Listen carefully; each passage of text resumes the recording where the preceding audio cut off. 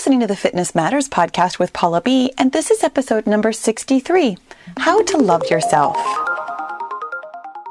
Hello, my friends. Welcome to another episode of the Fitness Matters podcast, where every week we talk about the fitness matters that matter to you.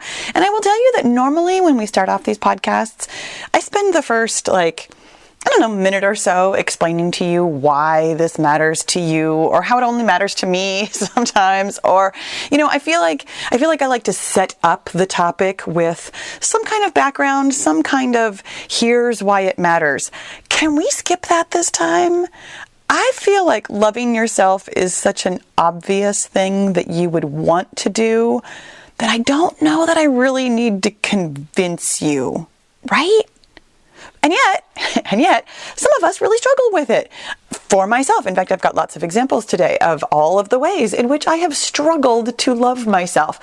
I don't know, for a long time, honestly, I don't know if I even really saw the value in it. And I mean that in a way that it was more that I was simply ignoring it than rather that I thought about, loving myself, that's a bad idea. I don't know that I ever really thought about it in that sense. I kind of just didn't really think about my relationship with myself. And so that might be sort of the groundwork of where we start with you today. Where are you on your loving yourself journey? For me, personally, I started off just not thinking about it. It wasn't that I didn't love myself. There were parts of myself that I loved, parts of myself that I really didn't love. Definitely parts of myself that I hated for a long time ago.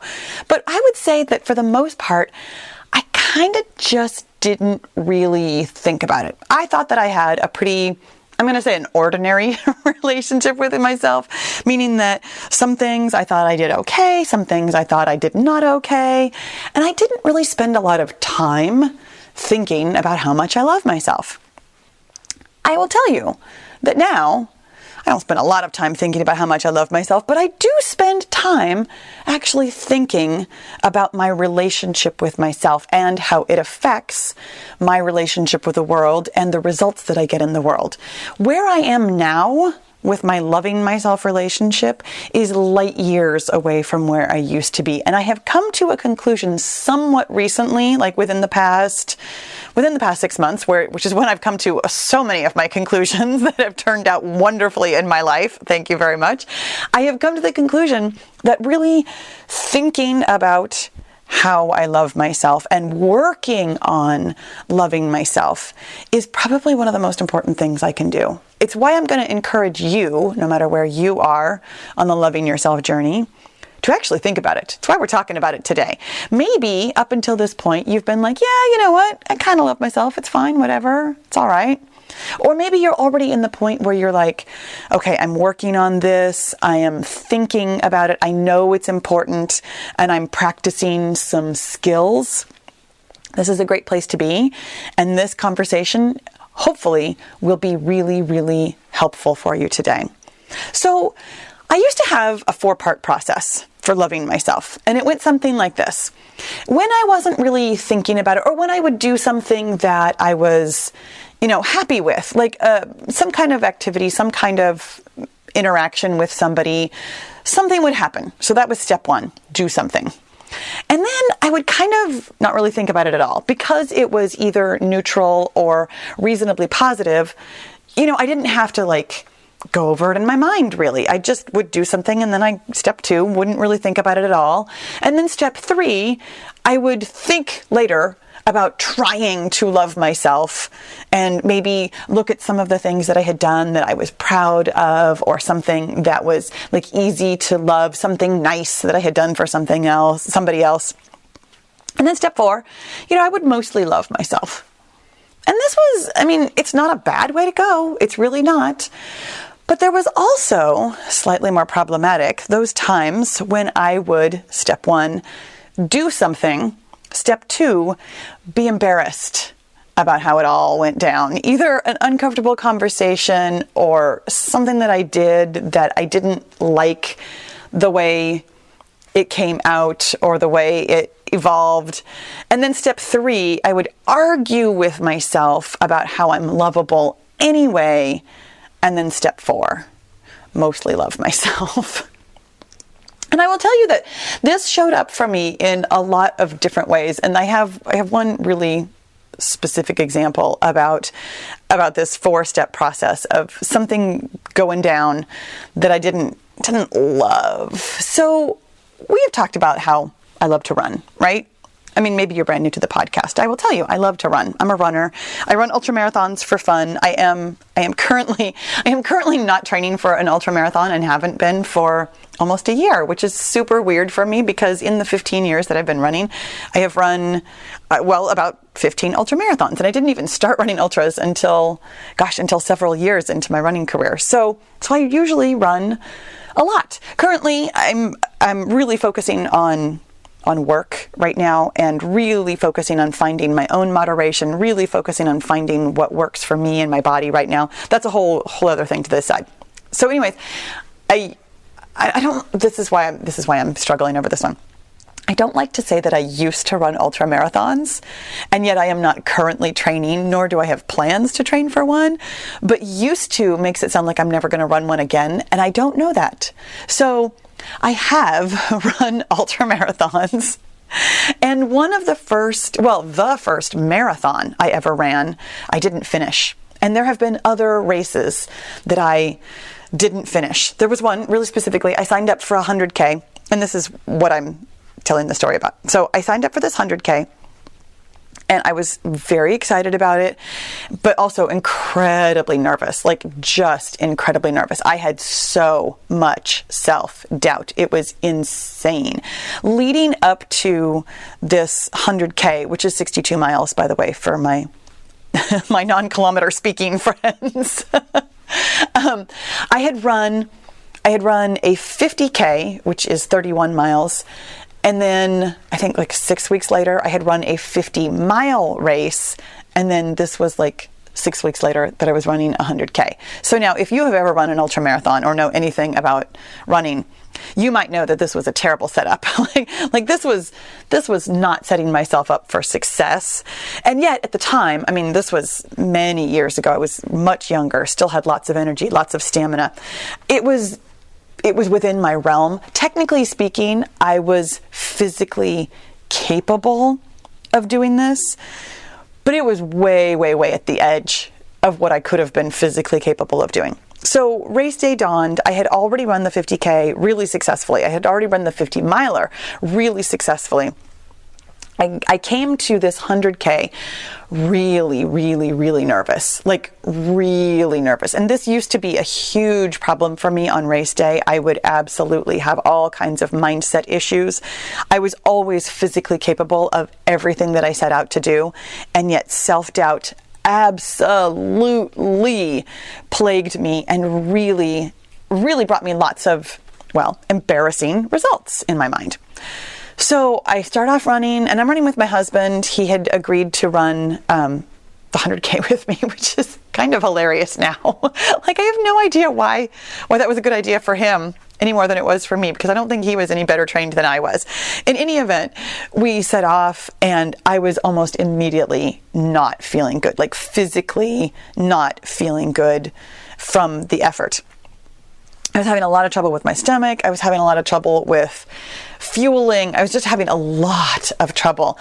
And the day was really rough from beginning to end. And thankfully, what happened was the race director had told us at the very start of the race, because it was an out and back. We literally ran out 50K and then back 50K. The race director told us that if we decided at the halfway point at the 50K that we could be done and we would still get credit for finishing, we would get our names, on the internet forever as a 50K finisher. It was still an ultramarathon, blah, blah, blah. So thankfully, it turned out that even though I ended up quitting on the 100K, I was able to finish the 50K. But I was so embarrassed about having told everybody, having made all these arrangements. I had people picking up my kids from their activities. I had people in place to be at different aid stations. I had created all of this in my mind, fuss about this race that I wasn't able to finish. Now, I did get the finisher's cup. I did get the finisher's shirt. Technically, I finished, but I really struggled with how it all went down. I really struggled with the fact that I wasn't capable, that was not what I had set out to do. I was super embarrassed about having people in place and having my sister come out and meet us at the aid stations. And I felt like I felt like a loser. I mean, I'm just going to say it like bluntly. I felt like a total loser for not being able to finish this race.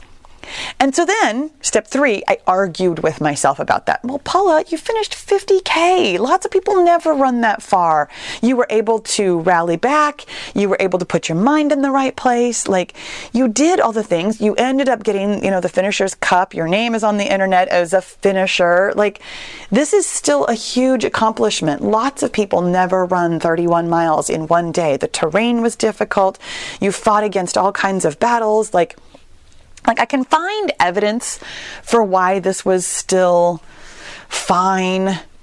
And so that arguing with myself about how I was still lovable anyway led to step 4, mostly loving myself. It was fine. It was okay. I made it through. I mean, of course, I give myself points for persevering. Okay. I mostly love myself. And here's the thing. For a long time, I really thought that this was fine. Like, I really thought that I was doing the right thing, like looking for evidence for why I was lovable even in these situations, and mostly coming around to, well, yeah, of course, you could still love yourself even though you do embarrassing things, right? Like, in spite of being embarrassed by the way it went down, I could love myself. And here's what I have learned somewhat recently. In spite of isn't the goal. In spite of isn't the same as really, really, really loving yourself. I now have a new process. Step 1, do something. Step 2, love myself no matter what. And I will tell you that taking off this part where I argue with myself or where I'm embarrassed first, it has done wonders for my relationship with myself. My husband and I were running. This was literally last weekend. Yeah, it's not a weekend right now. So it's like a week and a half ago. So my husband and I were out running. We were, as you know, we're going on 30 adventures this year. We were on adventure number 2 for 2021.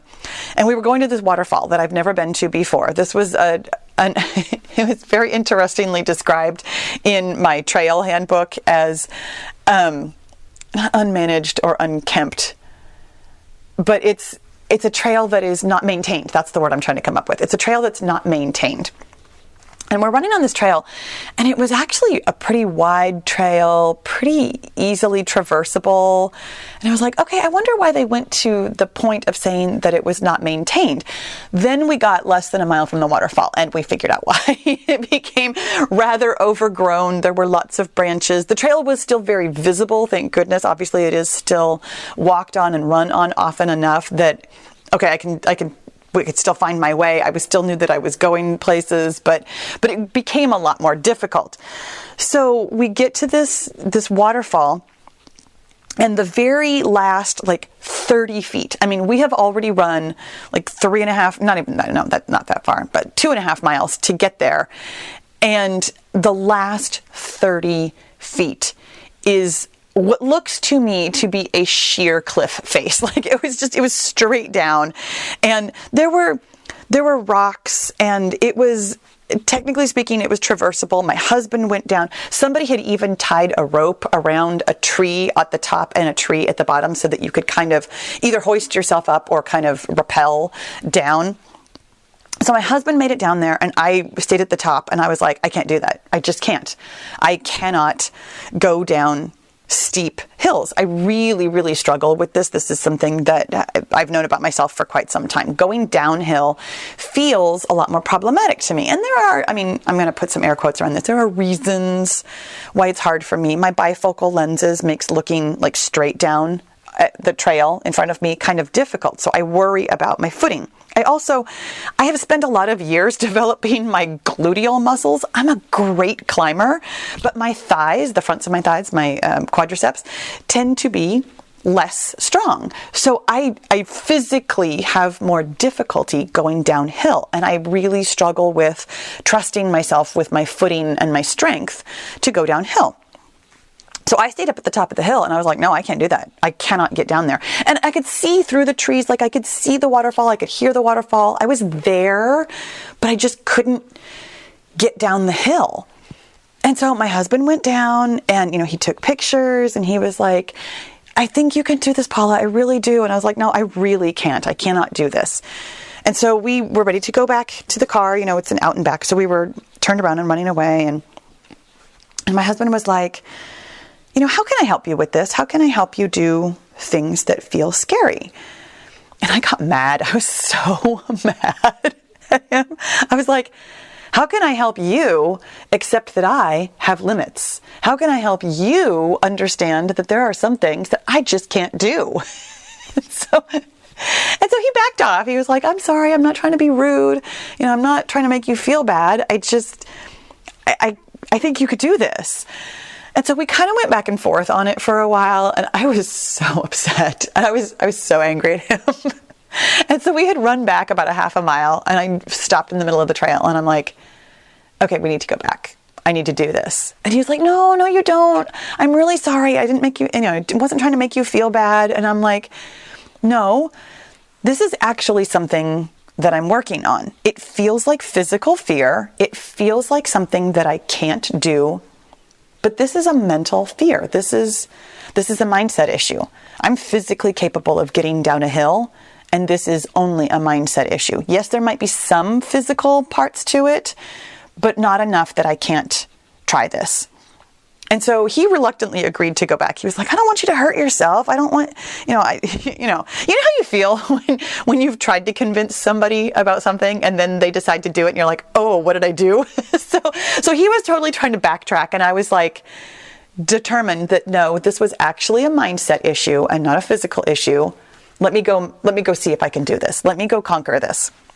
So we went back to the hill, and I ended up crab crawling down this hill. I literally got down on my hands and my feet. So I was going not backwards, but my hands were behind me and my feet were in front of me. So if you can picture what a crab crawl looks like. So I crab crawled my way down this hill. And I will tell you something, it was easy. It was not difficult at all because, by the way, when you are crab crawling, you are using your gluteal muscles and not your thigh muscles nearly as much. Yes, it still involved your quadriceps, but it was mostly a rear chain activity at that point. Having my hands on the ground turned it into a butt workout. So it was totally easy for me. I felt nothing but absolute joy that I was able to get down there. I was like, oh my gosh, I feel so dumb, right? If you've been listening to the podcast for a while, you know that was the first thing that popped into my head. I was stupid for not giving it a try when we were there the first time. So anyways, we get down to the bottom and, my husband takes a picture of me in front of this waterfall and I am just beaming with pride. I'm so freaking happy that I made myself do this. I'm thrilled that I got down this hill. And of course, climbing back up was no big deal. I mean, yes, there was a rope there, but I honestly could have climbed it even without the rope. I'm a very good climber. So we get to the top and I am just so happy. And of course, I expressed to my husband, sorry, I was angry at you. Sorry, I made a big deal about this. But gosh darn it, can you believe that I was able to do this? This is really exciting. And so I was just glowing with pride the rest of the way back to the car. And I've been thinking about it since then because I skipped over that part where I was embarrassed. When I was in the middle of it, yes, there was some embarrassment, but the rest of the way, I didn't even entertain any of the nonstop chatter that I used to have about, I can't believe it took you 2 tries. I can't believe you didn't just go down the first time. You're so dumb for not just trying it or just quitting. Why do you always have to take 2 times or more before you can be successful at something? Why can't you just do it the first time? I used to hear stuff like that all the time. I didn't hear it at all for this one. I'm telling you the story because I know that in years past, that's exactly the process I would have gone through. But in the moment, in the moment, like as I got down on my hands and crab crawled down, I was like, my brain, of course, offered me, that was completely stupid that you didn't do this first. But then that was like the only thing that I heard. And when I heard that, I was like, yeah, duly noted. I hear you. Of course. Thank you for your opinion, but I don't believe that. I believe that this is fantastic, that I'm doing exactly what I want to be doing. And I realized that was probably the first time that I've had something like that could have been perceived as embarrassing or a bad situation that I might have in years past have beat myself up about, that I really didn't hear the chatter at all. I didn't have to argue with myself about this. I did something and I loved myself for exactly the way it went down. And here's the thing about this. This is available to you. And I know that it might not feel like it right now. For many, many, many years, I didn't feel like it was available to me to simply be okay with being who I am. And I know that sounds super funny, but that's really what it comes down to. I truly think that lots of us feel really on board with loving the parts of ourselves that are easy to love. You know, that 4-step process where you do something and you don't really think about it because it's kind of not a big deal at all. And then if you do think about it, it's like, oh, well, sure, I guess I love myself. And then step 4, love yourself. You know, it's pretty easy to love yourself for things that you don't think went wrong, that you're not embarrassed about, or that turned out poorly in some way. It's easy to love yourself for easy things. But here's the question I have for you today. What if it was all easy? What if you actually loved yourself for the obnoxious and embarrassing parts too? And this is a real question.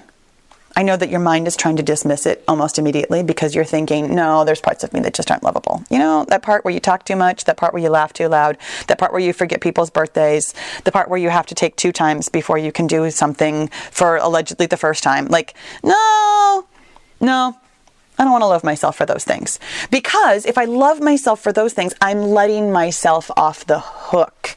I will never improve if I don't continue to beat myself up about this. This was my theory for a long time. And this is something that when we were running out away from the waterfall that I was thinking about myself, because this is something I've been working on. And really specifically, this is something that I've been thinking about improving myself and how loving myself is actually the way to go. Because in years past, all I would have done is beat myself up. And I would have, in fact, let myself get away with it is the way I'm going to phrase it. I would not have gone back and tried again if I was not determined to simply love myself. And here's what I mean by that. When I ran that 100K and stopped at the 50K, I really, truly felt that I needed to, I'm going to say chastise myself. I mean, it sounds really funny now, but I really felt like the way to improve was to remind myself of my failures. And I honestly, I don't think that this was ever like a conscious decision. Like, I don't think I sat down and really weighed the pros and cons and thought, yes, you know what? Beating myself up is absolutely the way to get the results that I'm looking for. But it was a very natural thing to do. I felt on some level that I had to continually remind myself of the times when I had failed so that I would be motivated to do better the next time. My friends, this is literally the exact opposite of how your brain works. When you chastise yourself, this is going to sound like it's not related, but I promise it is. When you chastise yourself, you are actually creating for yourself the opposite of what you want. And here's how you know this is true. Have you ever trained a dog? And I'm not calling you a dog. I'm not saying that our brains are that simple. I know that we are far more complex. We're far more intelligent. We've got a lot more going on. But I will tell you that the part of your brain that actually gets you results is very much like training a dog. Very, very much. The part of our brain that really drives our behaviors is determined to seek pleasure and avoid pain. So when you are beating yourself up about things, your brain is actually training itself to avoid thinking about them. Here's what I mean. So my dog Blossom, if you've ever watched my workout videos, you've probably met Blossom. Blossom has, free reign of the backyard. Our backyard is very small. We live in California. I have a teeny tiny lot. My neighbors are right next door to me. My neighbors next door to me have a dog who is, I think, always outside, but maybe not always outside. But when dogs can't see each other through a fence, but they can sense each other, they start barking at each other all the time. I send Blossom out to go to the bathroom, and if the next door neighbor's dog is out, they go crazy, barking at each other through the fence. So I have learned that rather than yelling at Blossom, because here's what happens. When the dogs start barking at each other, I hear my neighbor. My neighbor walks out there and starts yelling at his dog. And then when the dog comes anywhere near him, he'll give the dog a swat and start chastising it, telling it how naughty it is. I've noticed that dog does not come when called. When I walk outside, I put on my nicest nice voice. Blossom, come. I shouldn't say that very loud because Blossom's just in the other room and she'll hear me. But I use my nice voice. I call her to me.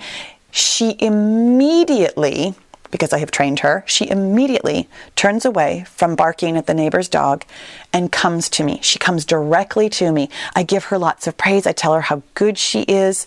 And here's why.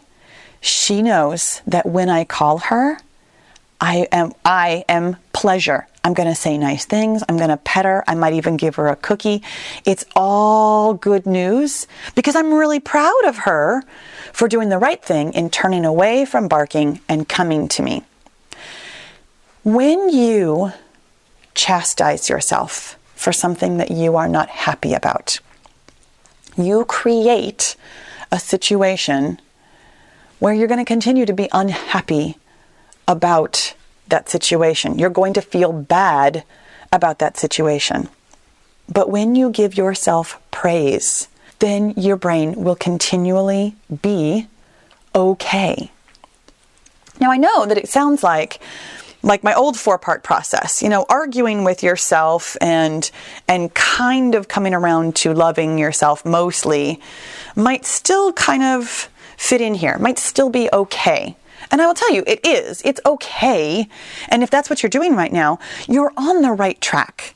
But even simpler than that is just loving yourself, truly. And I know here's your other argument, because this is something else I used to think. If I let myself off the hook for the embarrassing or cringy things, like not remembering people's birthdays or saying the wrong thing every time in a social situation, I always say something wrong. If I let myself off the hook for that, I'll be a terrible person. If I just think it's awesome that I always say something cringy, embarrassing, or if I just think it's awesome that I forget people's birthdays, that makes me a terrible person, right? No, it just makes me a person. It just does. My friends, I know that you know on some level that you cannot be perfect. I know that you know on some level that all of us have our foibles. We all have I call them isms, because it's just these things that you do. You're not perfect, and you're also not terrible. And there is a middle ground in between those things where you could just love yourself for being a person who forgets birthdays. And yeah, you'll still continue to forget birthdays, but you don't have to feel terrible about it. Some people forget birthdays. Some people remember birthdays. You probably have friends who do both, and it is what it is. Your friend who forgets birthdays does something else that you can hang your hat on, that you can look at and say, well, this is why we're friends. It doesn't have to be all or nothing. They can be good in this way and forget things over there, and I can still love them. You can do this for yourself. Here's the thing. You cannot simultaneously think that you are both awesome and terrible for the same things. You can think, as most of us do, well, I'm awesome in this way and I'm terrible in this other way. But here's the thing. When you decide that forgetting birthdays actually still makes you an awesome person, you don't feel terrible about it anymore. It's just who you are, and who you are is lovable. Now here's my practical steps for this one. I know you're going to be like, okay, I hear you.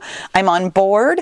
I get why this would be a good thing. I get that loving yourself is a really good thing to aim for.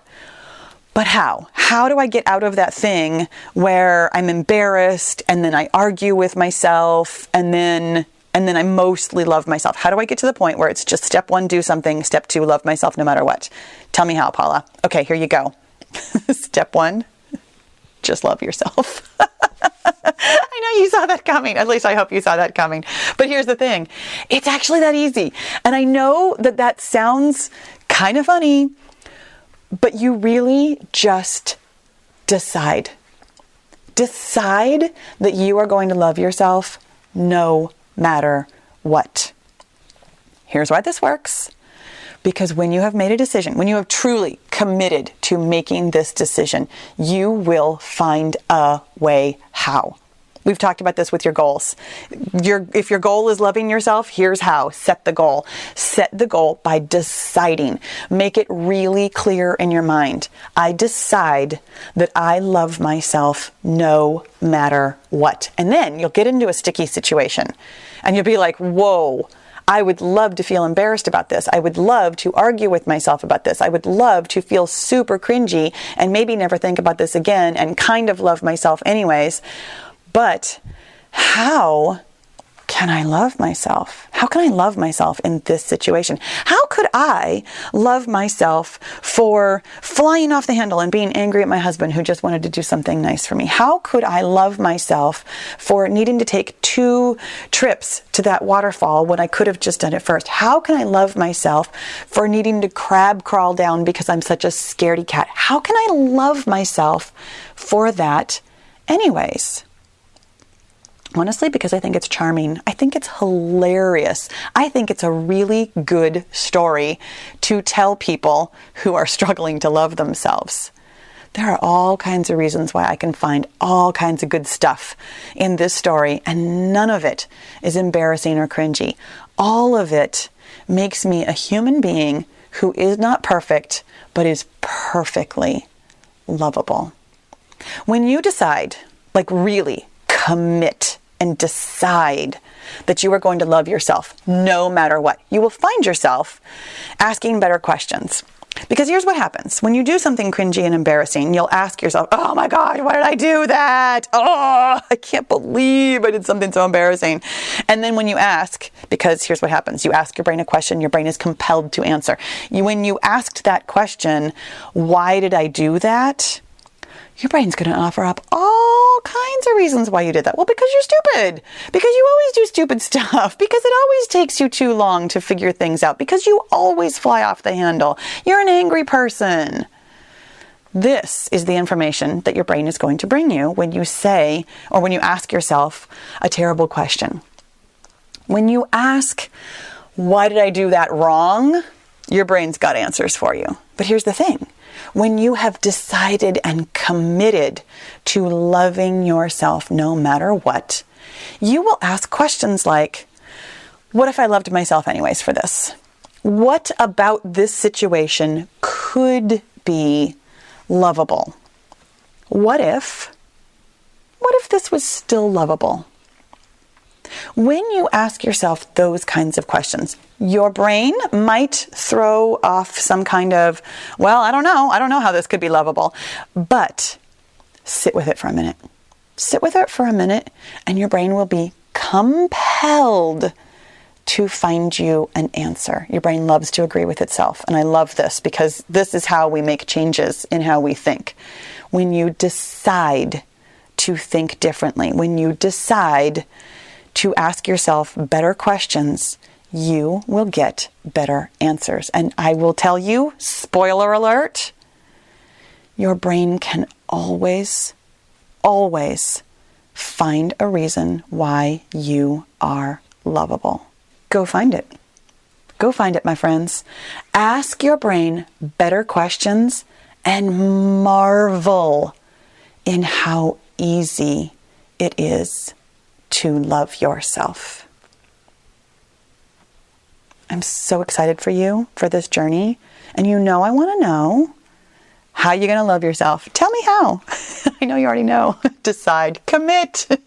But tell me how you're going to decide and commit to loving yourself. You guys, thank you so much for listening. I love you, and I'll talk to you again soon. So are you totally loving this mindset work and you really want to do it every day in order to get your goal? Then my friend, you need to join the Get Your Goal group. It is my personal and private, very interactive coaching and accountability group where every day we talk about your mindset and we get your goal. You can learn all about it at paulabfitness.com/get-your-goal. I'll see you in the goal group.